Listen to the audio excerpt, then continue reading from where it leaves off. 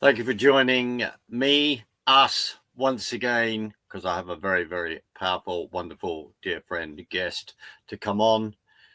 Thank you for joining us as we continue our discussion about economics. And it's been a busy week, and my dear friend Ian Gribben is going to come on and give us an update, and we will continue our discussion on the economics situation, the economical situation that the UK finds itself in. Perhaps we should tell the viewers that you and I, after our call last week that was videoed for them, we're on for another hour and a half, I think, to 2 hours, discussing all the things that you wanted to talk about. And a few of those we'll discuss today, but there's certainly a lot more stones to be unturned in the British economics and the financial sector. And we'll talk about a few of those today, Mark, if you like. But I know we've discussed a little bit about what our agenda will be today, which is, some of the data that has come out over the last week.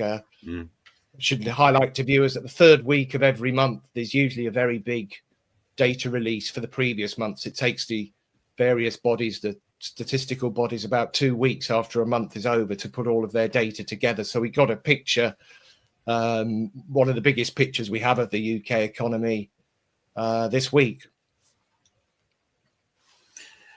I mean, Ian, you're absolutely right. And we had a long conversation after our sit down, and to say to everyone, thank you for watching that. Please, thank you for joining us again, and please share it, because I'm very, very grateful and honoured to be able to sit down and Ian, because it's a life experience that we're bringing together. And I think the other thing is, both of us are interested in history, and we have to look back at history, and especially look back at the history over the last 40, 50 years of what's happened economically for our nation, if not before. So, Ian, you've just alluded to that a lot of data has been released over the last week. So where is the UK at today? Where is it at today in regard to all that data that's just been released? What is it pointing to? Okay, so the first thing that came out this week was on the Tuesday, and that was our debt situation for December, and the various bodies of government that made estimates, the OBR, the Treasury, the Bank of England, the IFS, were all massively out with their number. We should have been in the range of about 14 billion of borrowing for December, and we were close to 18 billion. So the difference between the two figures is, certainly over 25%. And I can tell you that range of error in forecasting is insupportable. It's a terrible reflection on how badly these various bodies do their estimations.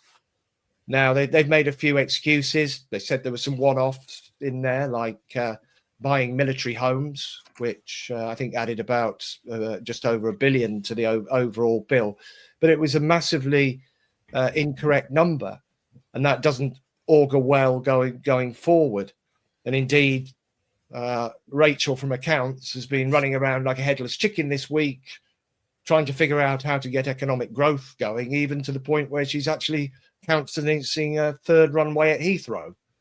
So that tells you a little bit about how bad it is. Rachel Reeves is really in panic mode at the moment. So our borrowing is much higher than the authorities thought it would be.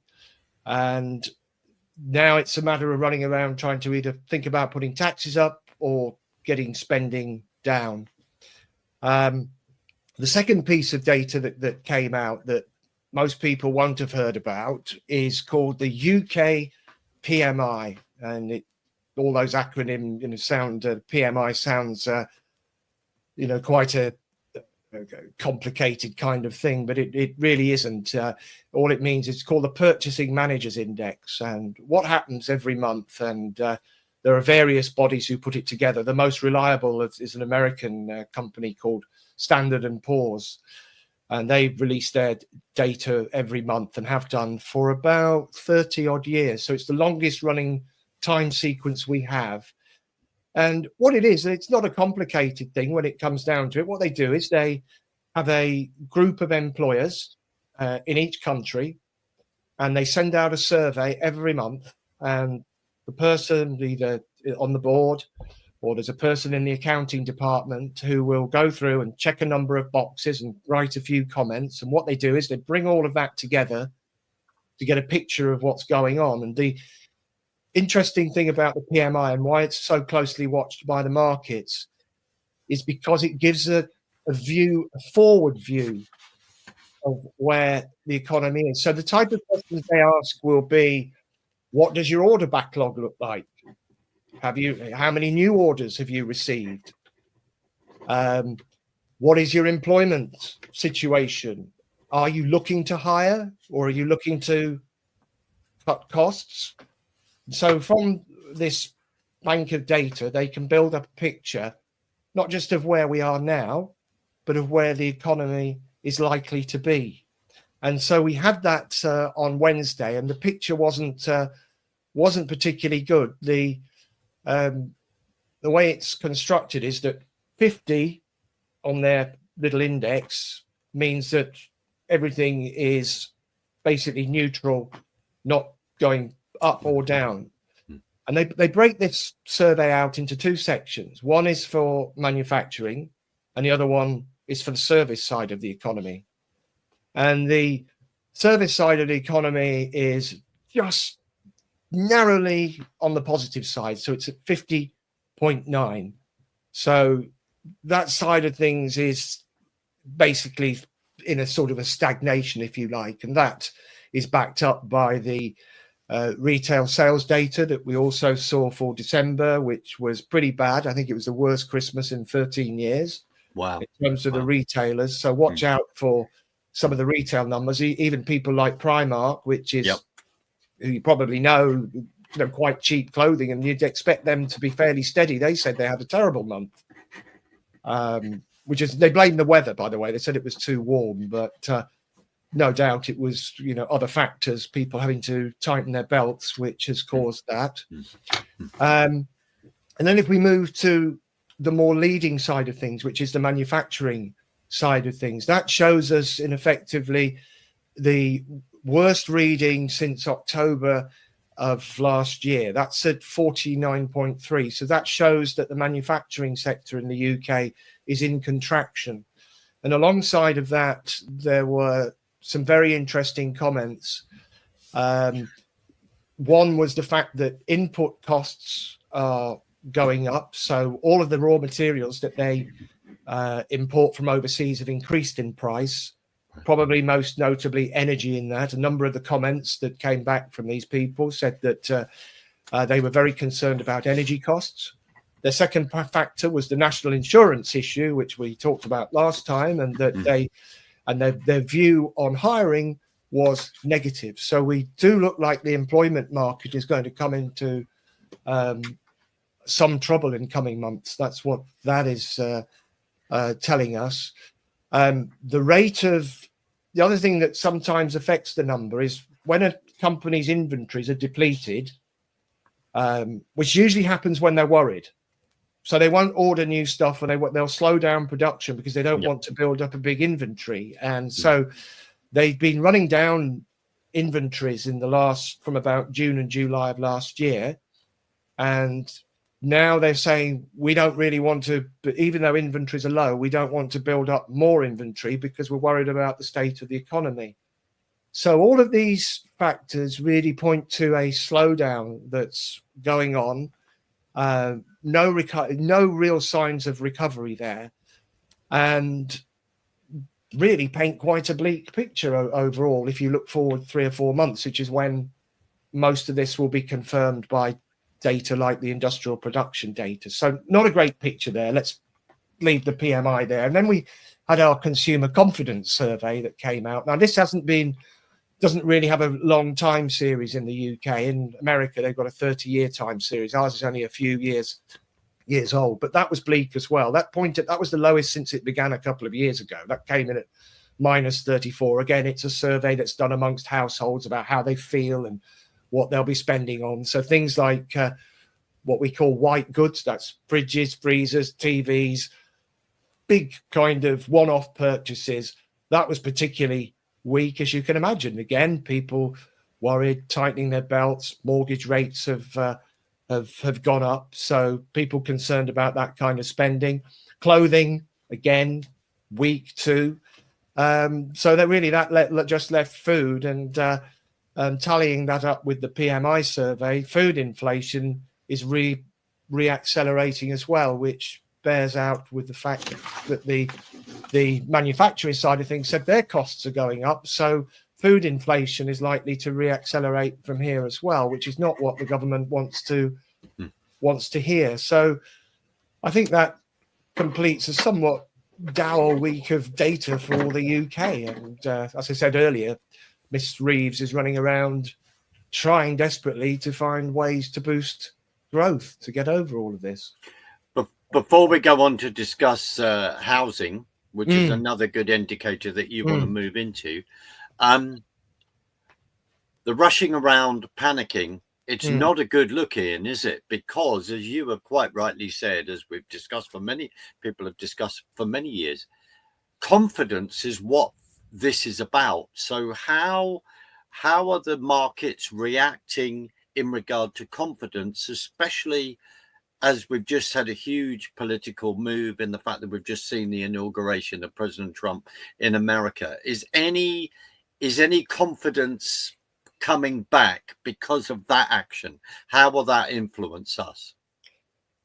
The American side of things, as I said last week, is going really well, and to a degree that will tow us along via our exports to the US. So that's very supportive. The other wild card in that is President Trump's intention to get oil production going again. I mean, he's been saying the past couple of days that he wants Saudi and OPEC to pump a lot more oil than they are doing, to take up production 10 or 15% for two reasons. One, with a lower oil price, the evil Mr. Putin in Russia will receive less revenue from his oil receipts, which means that he can't prosecute his war for too much longer. But that does have an impact on the UK as well. I don't know whether you've noticed. I noticed petrol is up from, it was about 122 about 2 months ago. It's at 133 now. That will again put a bit of a brake on the economy as well, and clearly that's been reflected in the PMI survey that I just mentioned. So costs are rising. We should add on this point that sterling is still trailing at one year lows now. We're down to sort of 121 at the moment, which is about, from the beginning of December, that's about a 10-15% sell-off. So that means that our the goods and the input materials and the energy that we import from overseas is all going up in price, and no doubt that again will feed into inflation in coming months. So again, that's going to force people to tighten their belts, Mark. So wasn't there someone pointed out to me that there seemed to be a parity between the dollar, the pound, and the euro, and the fact that they seem to be nearly on the same line, approaching a 1-for-1. Is that a fair comment? Yeah, I think so, because these things are all relative, but the dollar is at the center of the world. It's the currency that's used as the ultimate medium of exchange. If you're doing business even between, let's say, China and Russia, all of that is done in dollars. It's not done in yuan or ruble. So America, holds the strings of power by being the dollar. But if we look at sterling and we look at the euro, which have both been weak recently, sterling for the reasons that we've just given, but in Europe, they're having a really tough time as well. The economies there are stagnating, particularly Germany. And again, a lot of their problems boil down to the fact that energy is very expensive, not nearly as expensive as this country, but it is still a drag. And so if we look at a global map, and I know you wanted to come into China, talk about China at the end of it. If we look at a global map, it's only America that's really flashing green at the moment. Many Yes. of these other places, Britain and Europe, are at stall speed right now. Absolutely. And as we've got the Donald going drill, baby drill, we need to look at the fact that we need to be, we've got all these oil reserve, etc. And we need to be getting those out. And that, to be honest, we could do a program, maybe we should do, on energy. So quickly, just moving on, what are your views on the housing market and house building, and what is going there, and what are your concerns there? Well, I'd echo some of the more strident observers out there, particularly Liam Halligan, who runs the Daily Telegraph's economics podcast. He's one of the few who's really prepared to say what needs to be said.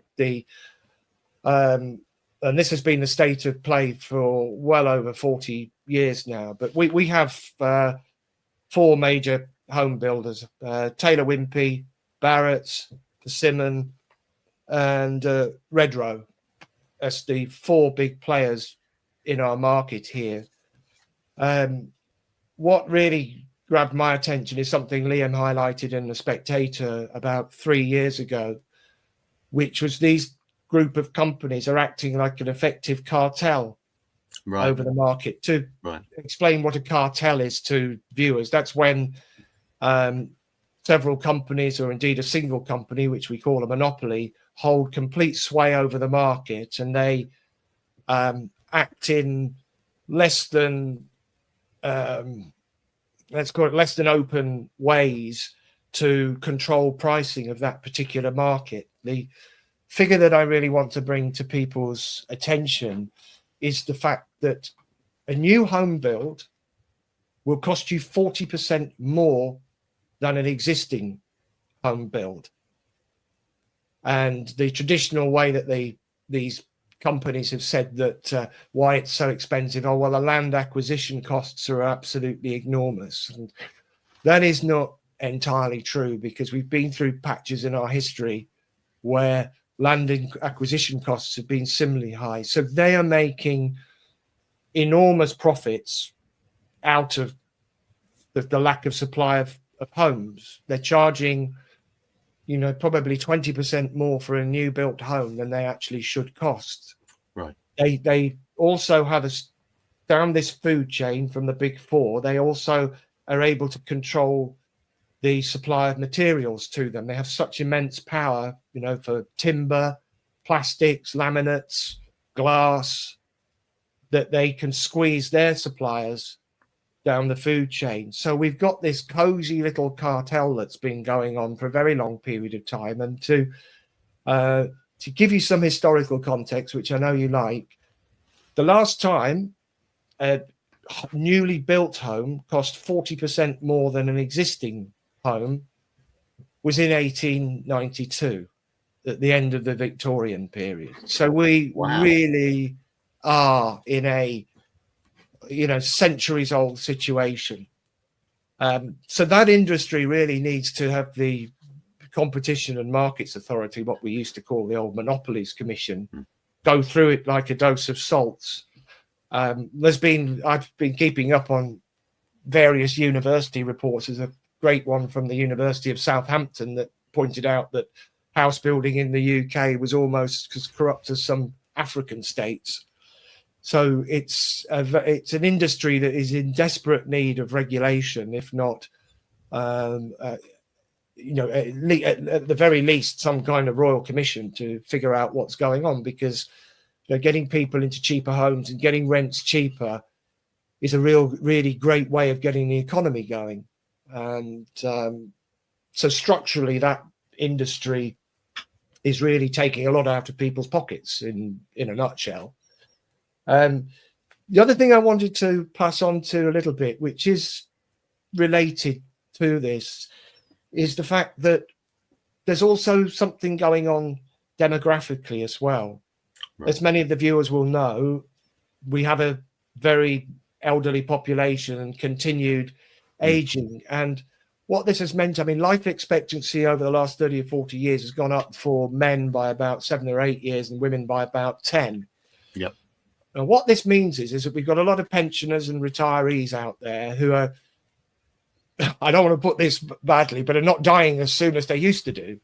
And that means they're staying in their homes longer, which has also contributed to the fact that there aren't as many existing homes that are on the market as there would. So what we call the churn of the market and the amount of inventory that's there is worse than it was 30 years ago, simply because the increase in life expectancy has caused people to stay in their homes for longer.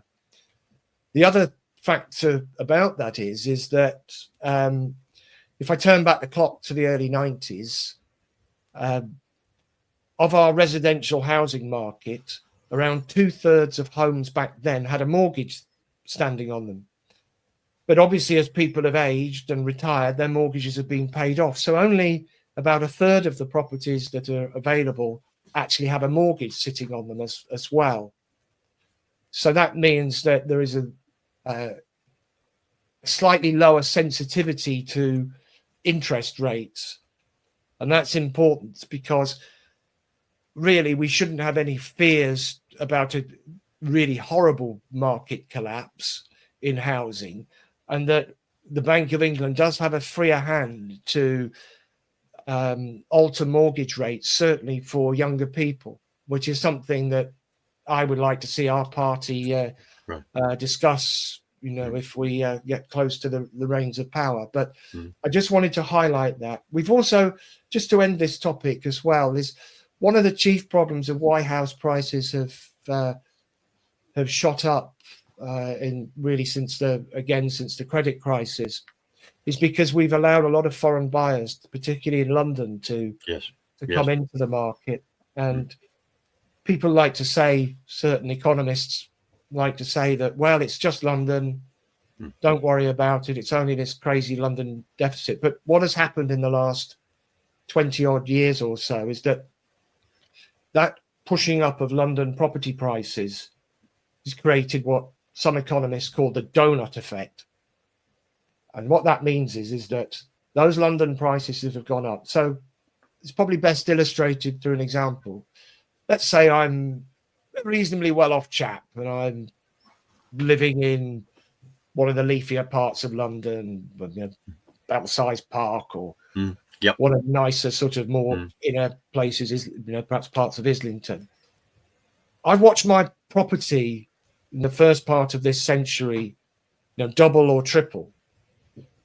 That has been enough to allow me to get another mortgage, a buy-to-let mortgage.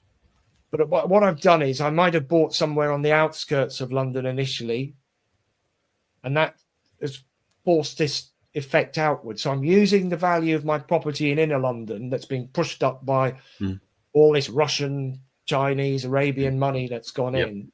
And I'm using the equity of my home in Islington to buy somewhere else.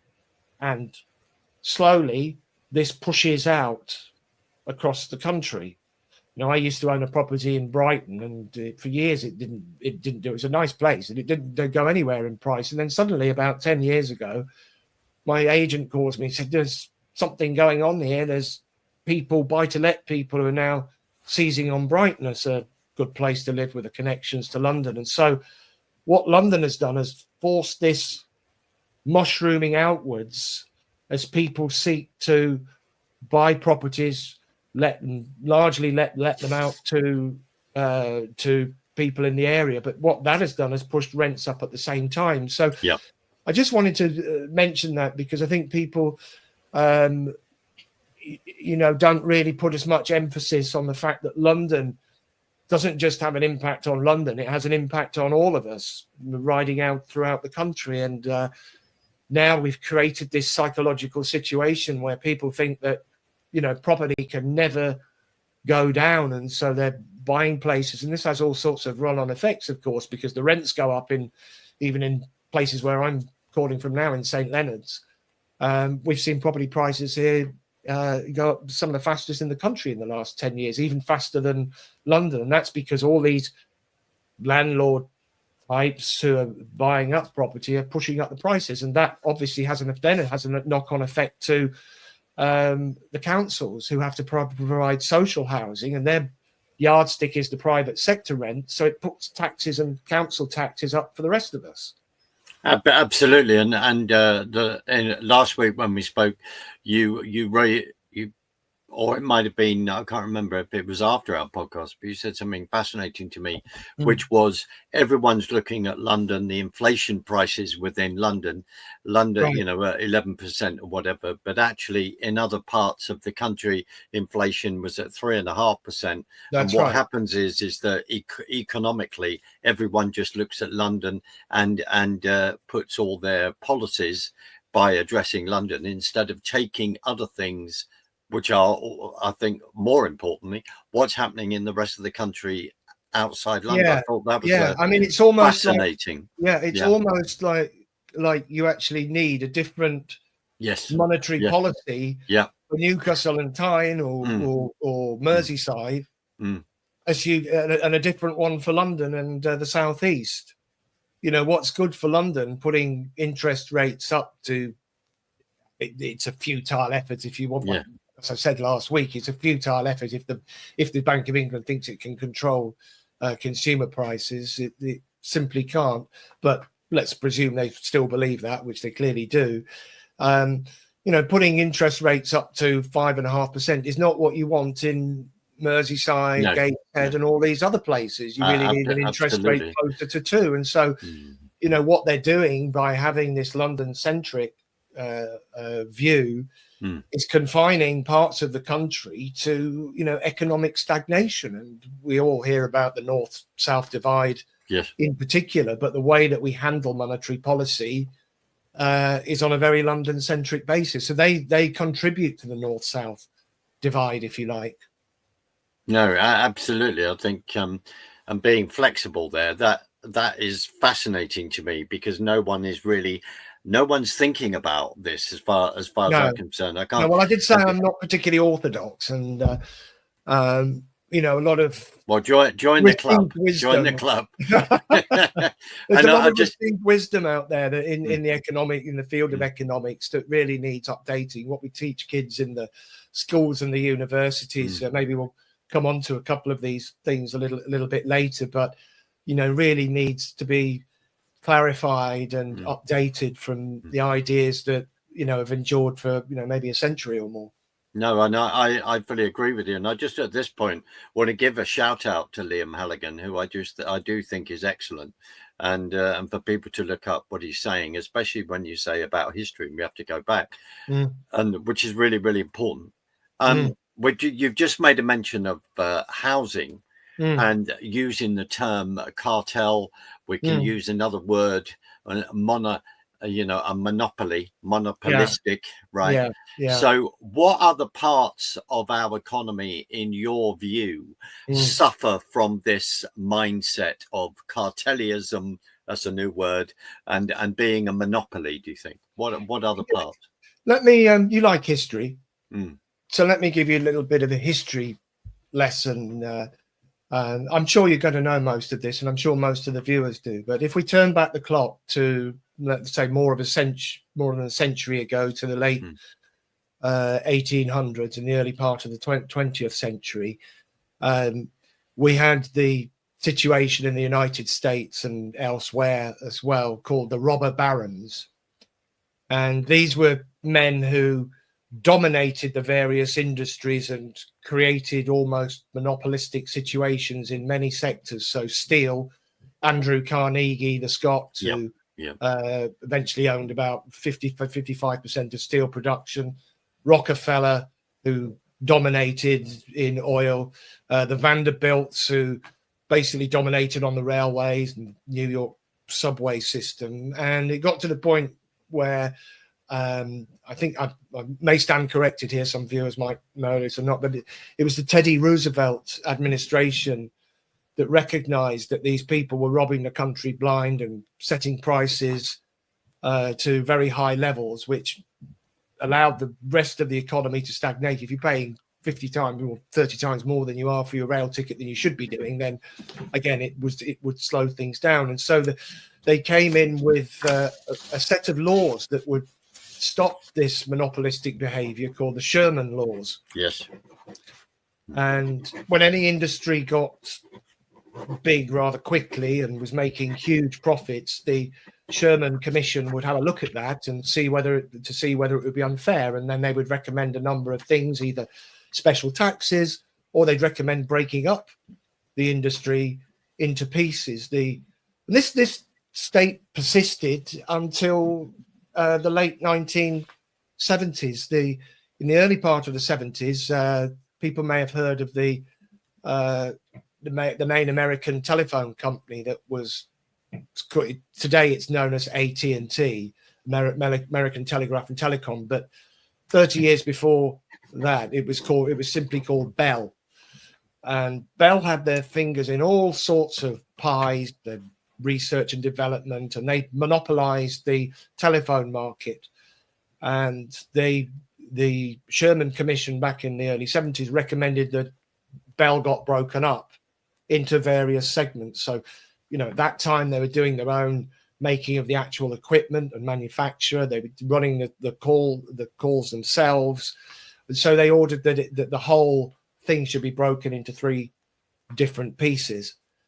And now that helped competition to thrive in the marketplace, and it brought down prices for consumers.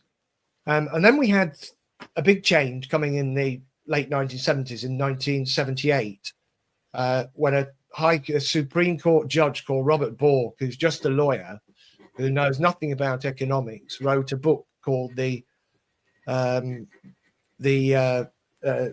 Antitrust Paradox. Antitrust, for viewers, is the American way of saying anti-monopoly. And what Bork wrote about was the fact that we shouldn't be breaking up all of these companies, that everything would be better if these companies were allowed to grow unhindered and not be broken up as monopolies. He made a number of reasons for that. The main one was that the sheer scale of a huge conglomerate company would be able to invest in research and development more effectively and with greater amounts of funds, and would also be able to achieve what we call economies of scale by having a smaller sales force selling more products. And the prevailing governments and orthodoxy back then was, the guy has a point, let's pursue this. So the Sherman Commission was eventually abandoned. They do have a fair trade commission over there now, but it's very, very neutered, let's say. So since that time, what we've seen, you asked for industries in the UK, but I think we can safely say that we can talk about more global industries. So ones where we've seen huge amounts of merger and acquisition is in pharmaceuticals. Yes. So the one people will know is GlaxoSmithKline in the UK, which is now, I think, the 4th or 5th biggest pharmaceutical company in the world. So we probably had about 30 or 40 years ago, we probably had 100 or 200 really big players, and now that's down to maybe less than 15. And the big selling point for pushing all these companies together was that they'd be more efficient, that drug prices would be brought down more quickly. But the key point was that research and development would be a lot bigger than it would be with all these smaller companies doing research and development. Well, I can tell you, having worked at the pit face of M&A for several years when I was in the hedge fund world, we all know that's simply not true. That what has happened is these companies actually are spending less as a group on research and development than they were when they were, if you added up all of their research and development, and when they were much smaller companies, it was much higher than it is today. And what has replaced that is higher returns for the shareholders. Right. So if we look at something like GlaxoSmithKline, the share price since their big merger 14, 15 years ago, it's gone nowhere, which means that there's no real growth in their in the company. What they do is they have a very big dividend. They throw out all of this cash to the shareholders, but it's not, certainly some of that cash that goes to the shareholders should be going into research and development. So, that's just one example of a sector that's merged. But I can give you that, for example, meat packing in the UK used to be controlled by, at least 50 to 100 companies. Now it's like down to 3 or 4. Wow. Again, that means that they control the marketplace, logistics, the same kind of thing. And so, you can call me, a big critic of capitalism, really, because I'm a true believer that having more competition in the marketplace is ultimately good for the consumer, and that all of these ideas that fell out of the late 70s have been detrimental to ordinary people. And we haven't even gone into the employment aspects of that as well, because these companies, if you had 100 companies with 100 different boards instead of 10 companies with a board, the boardroom pay levels were far, far lower than they were today. So you've got a concentration of boardroom pay, and I don't want to cover that today, but boardroom pay is, in my opinion, completely unaligned with boardroom performance in the UK. Any socialists watching will enjoy that last comment, and I'll expand on that another time. But there are lots of bad things, let's say, that have fallen out of all this merger and acquisition activity. No, no, Ian, brilliant. I mean, it just that again, as you said, is another program in itself. We could even in that even chat on. I don't want to go too deeply on this, but I just want to make a reference to it, where suddenly there's figures being given of the amount of people that work in the charity sector, at the top of the charity sector, and some of the pay, the ridiculous pay that they are then paid, and the justification for that. Because I think this all leads into the same kind of ethos, frankly. And remember, of course, within the private sector, which is then funding the NGOs and all these charities. Ian, moving on, and I'm just going to, referring to this. So we are talking about the productivity of the economy, and you've made it, as we're discussing history, you're then going back to 1997 when the Tony Blair became prime minister in this country. You've made a reference when we've talked about this whole economic lag. The lag that's been created. Could you explain what you mean by that and the consequences of that? Yeah. So productivity is a fairly straightforward number. It basically means the amount of output that we're getting per worker in society. And that hasn't gone very far in the UK. We lag the rest of the developed world quite substantially over the last 25 years or so. Why it's important is because the more output we can get per worker, the more taxes we take, and the easier it is to pay off our national debt. So if we look at the immediate post-war period from the early 50s through to the 1960s, we got a very big increase in productivity, and there were some key reasons for that. The first was that the workforce had shrunk after the war years. We'd lost 700,000 men. So we had this tightening of the workforce. Wages were going up. People were spending more.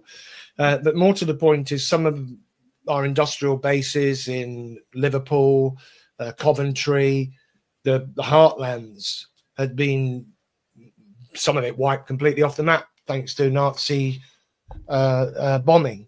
And so building new factories and putting new machinery in place automatically increased productivity. That investment that the government and companies were making in more efficient ways to produce things. I mean, some of our industrial base up until that point in time, was decades old, and trying to compete against other countries was very difficult. So we had an enormous boost in productivity as that process went forward. But where we are today is substantively different. We have similar debt levels, but our productivity is terrible. And we're not going to get our debt levels down unless we increase productivity. And it's not just Tony Blair that I have some criticism of. I think Margaret Thatcher went a little too far as well in her movement to reduce the dependence on manufacturing in the economy. But really, a lot of the damage that happened to our industrial base happened under Blair in his first 10 years. And Blair had this idea that was fashionable amongst a lot of sociologists and economists at the time, that we were all moving to this wonderful post-industrial world where the service sector would, be our golden goose, if you like. And it hasn't proved to be that straightforward, to put it mildly. And many economists have been puzzling over why that might be the case. And I am a believer that some of the problem is one that's a fundamental misconception of what services actually do. So, I mean, if we take restaurants, financial services, insurance, all of these businesses, we like to think that putting computers into them, for example, and putting the internet into them is going to result in huge productivity gains. Well, one of the things that has happened is that putting computers into offices doesn't necessarily mean that we're all more productive, because you need IT engineers, highly trained IT engineers, and expensive IT engineers to maintain that, to maintain the systems. So it's I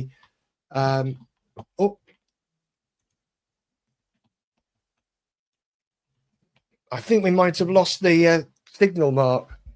Yeah, we have. What I've done, I've paused it. When it's back, we can immediately restart. Okay, right. Grand, yeah. That is really, listen, well done. That's just really, really annoying. I'm just going to check my end. How's your end? I can't see you at the moment, but I can see myself. No. But what I mean is, shall I reload it? Down. No, just stay there. Just stay there. Stay there. Is your internet down? No. Hang on. Let me check. Hold on. Oh, you're back. You're back. You're back. Brilliant. You're back. Ian? Yeah, it's not particularly good down here, to be honest with you, but you're back. Right. Hi. Stay there. Stay there.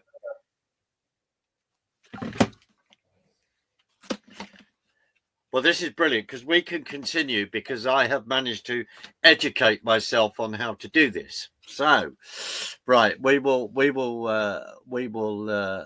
continue now. Yeah. So, Ian, you were just saying, in the joys of technical issues, then you're just saying about Blair moving in this whole thing of service economy, moving into then what Margaret did, where we're saying she went too far. So, I probably went on a little bit too long, but the service economy is not giving us the productivity gains that people 20 years ago thought it would. There's a number of reasons for this. While we were off camera, then I was talking about, if you install a bunch of computer systems to, let's say, a insurance company, you think, well, that's great, they can make all of these cost savings. But what actually happens is if you look at the headcount, you save people who are typing in data and sorting the data in their computers, but you need people while you've got rid of staff in the frontline operations, you've increased your IT staff. So it's kind of a bit like a false economy. So there is a bit of productivity growth that comes out of that, but it's not as clear as it actually seems. And where the gains actually come is in the manufacturing and the designs of microprocessors and microchips, in other words, and the other technology, switching systems, servers, and so forth. And so the productivity gains that you think would be kept within the service sector are actually ending up in Taiwan, Korea, the United States and Japan, because we don't make semiconductors anymore. We closed our last major plant down in Scotland about 25 years ago now, and so we've got very little in the way of microprocessor manufacture in the country. But those are the guys who take the gains. You know, if you're using a cell phone, iPhone, smartphone thing, all of those gains again go to the manufacturers of all the components and the phone itself. So what we've been presented with is a false dawn. We're putting all these university students through university, and they're coming out with psychology degrees and journalist degrees, and none of this adds any value to the country at all. Not $1 gets added back. Maybe we can argue that our music and film industries are still strong and put them into the service sector, but the whole way that the economy is framed right now is in the wrong way. We need to get our high end manufacturing back again in the country, and even at the low end, we need to make our own steel. So that's the point I want to make on productivity, that we've gone down this dead end of thinking the service sector will provide us with all these gains, and we need to rethink it. Absolutely. And in the sort of last 10 minutes, Ian, sorry to put you under pressure in one sense. No. I want to get to one of my favorite subjects, and an important subject that I think you are the person to go to for full explanation. So when I say the name Larry Fink, quite rightly, our backs go up, and we need to have a conversation about that. The man that was in 10 Downing Street, let's just say it, the pictures are there, with Keir Starmer and Rachel Reeves just before the budget. Then when we say Vanguard, and then when we say State Street, Ian, could you give me, us, our incredible viewers, an explanation of their investment practice and how they manage their funds, and their view on, could we say they are true capitalists or not? Go in. Okay, so we need to go right the way back to the early point of my own career as a junior fund manager in the early 90s. And back then, we were what most of the investments that our pension funds, life assurance companies, and other investment vehicles made was done on what we call an active basis. Now, by that I mean is that we had a group of fund managers for each particular region of the globe. And what we would do is we would pore over company accounts, balance sheets, income statements, cash flow statements. We would visit these companies. They would come and visit us. The boards would come and sit in our office, and we'd discuss their strategy and whether it was working or not. And we would be able to hold them to account if things weren't working, if they made a bad investment, if they'd sold off a business that they shouldn't have done. That's what's meant by active. We would engage with the company.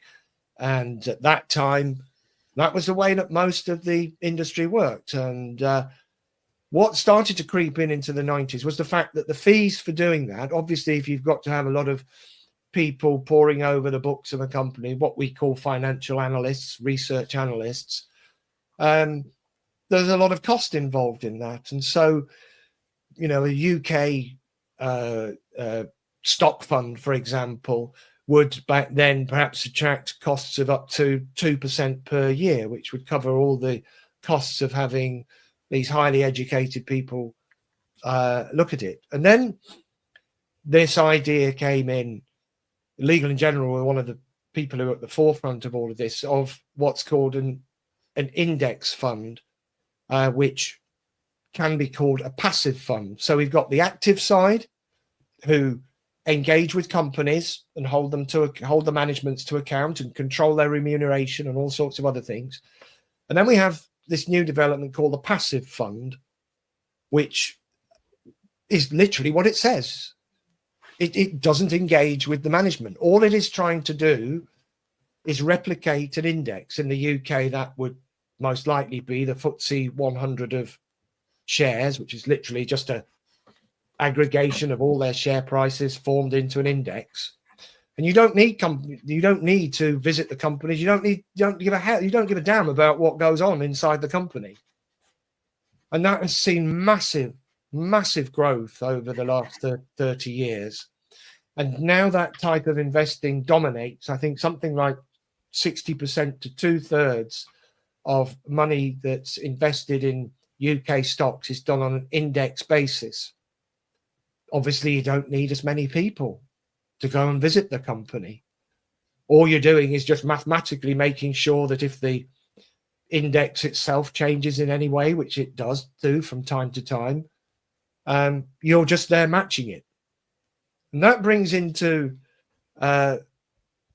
all sorts of problems along with it. The first key one is that when a company, say I'm sitting as the CEO of a board, I'm very aware of the people who are on my register of shareholders. Mm-hmm.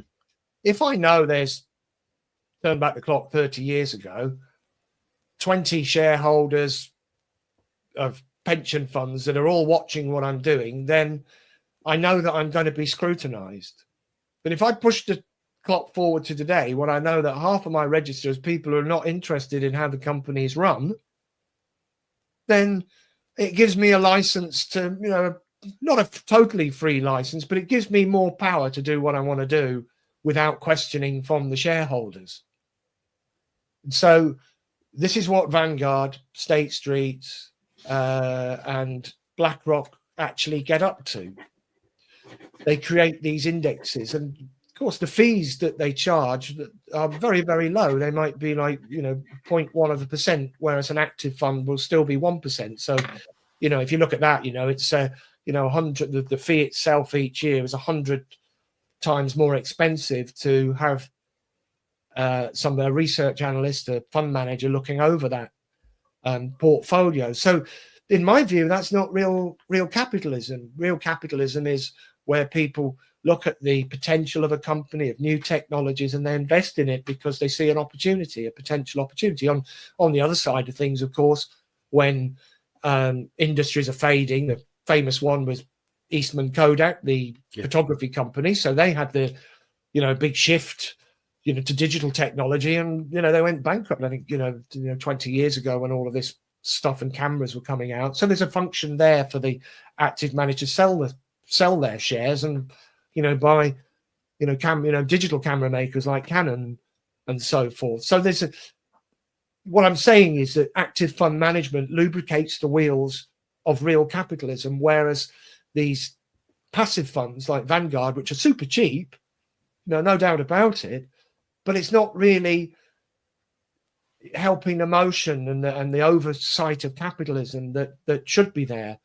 Just want to give a little example of this is that what happens when it's done in extremis is the fact that if you look at the credit crisis, where obviously all of the banks were in a dreadful situation, and so passive funds don't care about whether bank share prices have gone too high or not. It doesn't matter. They're just part of this index. And so bank share prices got pushed far too high, and when your share price is very high sitting in a boardroom, it feels like you've got breathing room. Right.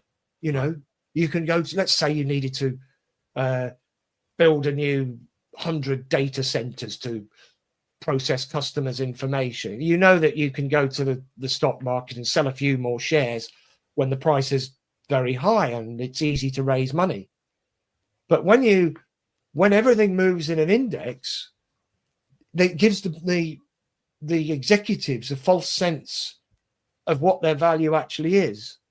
And so when the index increases, including many bank shares, there's this false sense of security, which was one reason why the credit crisis happened. Everybody thought it was okay. There are many active fund managers who said these share prices of banks trading on 3.5 times book value, 4 times book value. We haven't seen that since the 1920s. Yes.